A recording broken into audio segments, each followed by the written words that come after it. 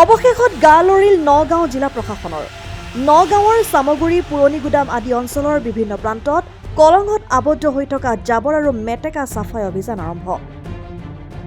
সংবাদ মাধ্যমত কলঙত জাবৰ মেটেকাই চামগুৰিৰ বৰালি গাঁও, কাষৰী গাঁও আদিত জমা হোৱাৰ ফলত বানৰ প্ৰকোপ বৃদ্ধি পোৱা বুলি কেইবাদিনো ধৰি বাতৰি সম্প্ৰচাৰ হোৱাৰ পিছত আজি পুৱাৰে পৰাই চাফাই অভিযান আৰম্ভ কৰিছে প্ৰশাসনে।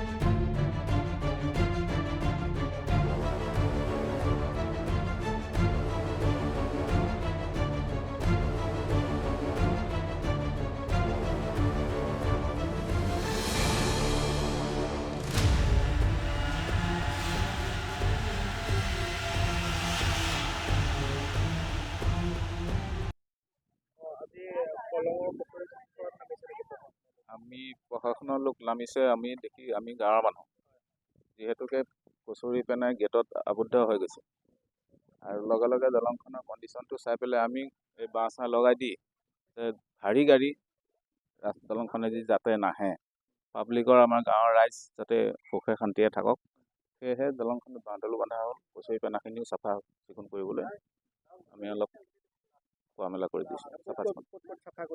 এতিয়া বৰ্তমান আমাৰ চামগুৰি কলেজৰ সন্মুখত পুৰণা চুইচ গেট আছিলে, তাতে বহুতখিনি কচুৰি পেনা আছে, সেইখিনি চাফা কৰা হৈছে। তাৰপিছত ক'ত কৰিব সেইটো আমি ক'ব নোৱাৰোঁ। বৰ্তমান আমাৰ নিজৰ চামগুৰি হেৰিটো আমাৰ চাফা কৰিব লাগে। আৰু দলংখনৰ ভাল সৰু ৰাস্তা, এই পানী যিহেতুকে হৈছে, এইখন দলং যদি ভাঙি যায় আমাৰ বহুত বিপদৰ সন্মুখীন হ'ম আমি। সেইকাৰণে বাঁহডাল দি হেৰি কৰি দলংখনৰ প্ৰতি ভাবুকি আহিছে, সেইকাৰণে বাঁহডাল দিয়া হৈছে আৰু কচুৰি পেনাও চাফা কৰা হৈছে।